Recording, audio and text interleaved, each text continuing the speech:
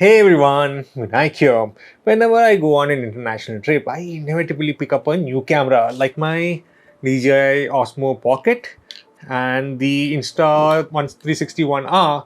Now that I'm traveling to Dubai, I needed a new one. Something easy to carry around, make shooting videos easy, and should have enough battery life for at least a whole day. So here's the Insta360 Go 3S, an action camera which is like no other action cam. Let's check it out in this video. So this is the Insta360 Go 3S, a portable little action camera which can become even smaller. I purchased it in India and it has an Indian warranty. This is the 128GB version. Here are some of the features listed on the side. Opening it up, we have a quick start guide using this QR code. And here's the camera. It's so small. This is the 3S, an updated version of the 3, and this camera supports 4K recording, which is quite an upgrade over the earlier model. What's in here? Quick start guide, warranty card, Insta360 sticker, and more paperwork. Importantly, we have the USB-C to USB-A power data cable. User guide under here. Yep, a quick run through the buttons on the Go 3S. A sticky mount for curved areas like a car dashboard. Magnetic mount with a 1/4-inch thread at the bottom to mount onto tripods. Quite strong so that it doesn't lose its angle when going on bumps. Pendant mount, the camera module being magnetic can stick onto the pendant and it can be worn under the shirt. Clip mount mostly works with baseball caps and this is magnetic too. And the front can be angled up and down for the perfect angle. This works with the pendant mount too. Now here's the hero of the video, the Insta360 Go 3S. This is the mini module, it's mounted onto the pod. USB-C port, press this button to remove the Go 3S camera. Display is 2.2 inches. The action pod is IPX4 water resistant only and should not be dunked into water. It can take some rain or splashes but keep it away from water. The Go 3S camera on the other hand is IPX8 waterproof and can be dunked up to 33 feet. On the side we have the power button and a quick setting button. Let's get the stickers off. This is the protective lens cap. It can be replaced if it gets damaged. We have a film on here too. As we have a sticker here, the camera just came off and here's how the camera module looks. This is the action pod which acts as a charging base and also a remote display for the Go 3S. You can find the pogo pins here which would connect to the camera. The camera module by itself is around 39.1 grams, quite lightweight. The focal length of the lens is 16mm with an aperture of f2.8. We need to remove the sticker before use. This is how the back of the module is. The camera module locks into the action pod using magnets and this is just so satisfying. We have the LED in front light up red indicating that it's charging and it lights up other colors according to what it is doing. To remove the camera, you push the button and then pull the module off. Wow, the magnets are strong. It locks over here. Just place it back and it's pulled in by the magnets. The camera module has a 310 mAh battery and the action pod has a 1270 mAh battery. The CPU on this camera is now enhanced with 50% more computing power as compared to the earlier models, which allows for the 4K video recording capabilities. Camera sensor is actually the same as the Go 3. The camera on its own can record for 38 minutes and when docked onto the action pod it can record up to 140 minutes. That is battery life.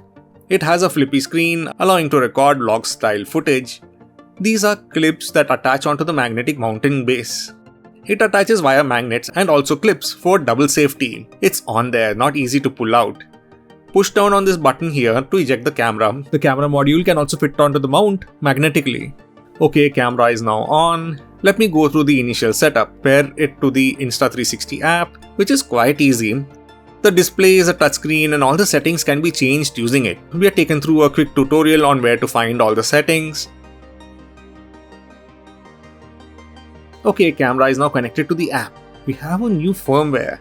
Let's do that first. We can remote control the camera via the app and also change the settings without needing to touch the camera.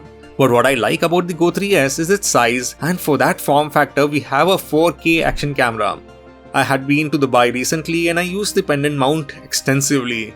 Outdoor videos and photos were clear and the videos I had released on my travel channel of Dubai especially were shot extensively on this camera. Here are some shots of the Dubai frame.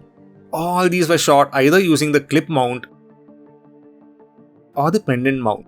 I had them both set up together so you could just switch as required. Videos are clear and the exposure is well handled. The action pod can be used as a wireless display remote. I have the camera on my cap and I can view the feed on the pod, start stop recording, change modes, all remotely. Placing the camera back into the pod allows the Go 3S to start charging. We can change between the settings using the action pod's touchscreen, swipe from different edges for different menus.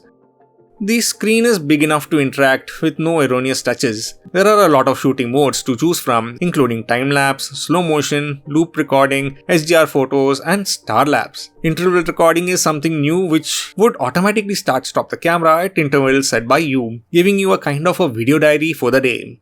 There is an option for flicker correction. I kept it at auto and it takes a little time to activate when detected. I should have set it to the appropriate refresh rate manually, but this is the first time I'm using this camera. Low light is this camera's kryptonite, making the video grainy. This could be attributed to the small lens and image sensor, but if you are in bright outdoors or in a well-lit area, the videos are crisp and clear. When it gets dark, the video also starts to jitter a bit. I have jitter correction and flow state stabilization on.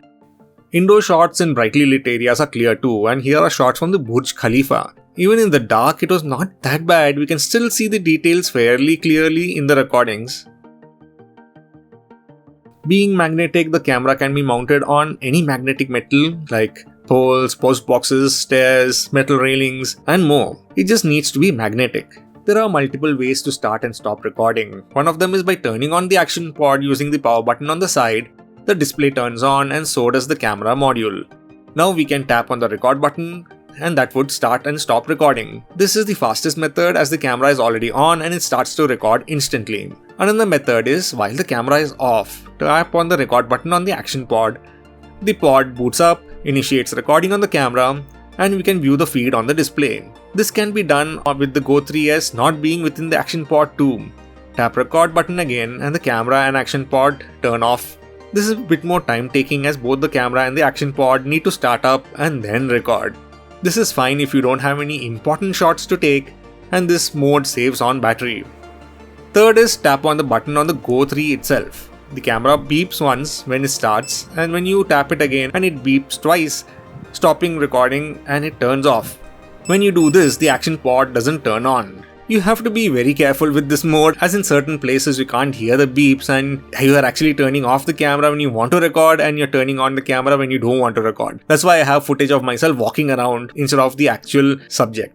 Gesture control allows taking photos or videos by just gesturing towards the camera, like showing your palm to start video recording and the V sign for taking a photo. We have an option for tilt lock on the camera that locks the horizon using the information from its accelerometers, which is good for most recordings and it does crop in a little to keep the video horizontal. But when we view this dune bashing recording, we don't feel the angle of the car that it's moving at as the tilt lock is active. For this, it would have been better if the tilt lock was off. I was holding on really tight to be not thrown around in the car, so didn't check the settings. 4K video can be recorded at 30, 25 and 24 FPS. 2.7K and 1080p can go up to 50 FPS, which allows for smoother video. For me, I wanted 4K 30 because I would get the max quality. The camera would change between vertical and horizontal orientation by just turning the camera around. How you attach the camera to the pendant mount dictates the orientation of the video. We also have options for free frame video, which records a little more vertically and horizontally, making it easy to crop the media for both vertical and horizontal content. We have multiple modes to select from. For video, like action view, which is good for action shots like skiing, cycling, but it would have distortion. Mega view is suitable for wide shots. This mode reduces distortion. Ultra view uses the widest FOV the camera supports. Great if you want to get as much of the scene recorded. There is a slight distortion. DWAP records with minor distortion and a wide FOV. Narrow mode zooms in a bit and has no visible distortion. Here's a time lapse I shot from our hotel room. It does it automatically in camera. We also have an option to schedule a time to shoot between if you maybe want a time lapse of the sunrise or sunset. Tap on UDisc mode to connect the camera to the computer to copy the files of it. So what do I think about the Insta360 Go 3S? It's a great upgrade to the earlier version, the 3, as it now has 4K. I use this camera for vacation videos only, so the internal 128GB storage was plenty at 4K. Using it for the first time out of the box, it was easy to get used to. Its small size makes it easy to carry around and shoot. I did get some looks and questions when they noticed the camera either on my cap or on the magnetic pendant. All my videos came out usable with the camera and it stayed true to its use case. I didn't get to use it in water as we are busy every day visiting Dubai's attractions. The battery lasted the whole day and more as I was never continuously shooting, and the 128GB storage lasted the entire 5-day trip. I find something interesting, click to shoot, and a few seconds later stopped. For vacation videos, I feel this is more than enough. Professional use, storage and battery might be too low.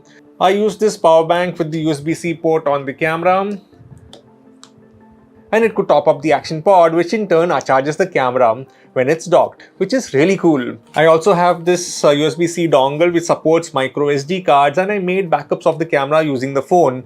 I never deleted the footage of the camera, I just made a copy. The Insta360 OneR has a 360-degree recording, which is better as you never miss the shot, but it's bigger, not easy to mount anywhere, and so I picked up the Insta360 Go 3S. For my use case, the camera worked like a charm, and I would recommend it if you need a small, easy to carry around camera for your vacation. So that was the video. Make sure to like, subscribe, and also hit the notification bell to be notified when new videos are added. Thank you for watching and see you all next time.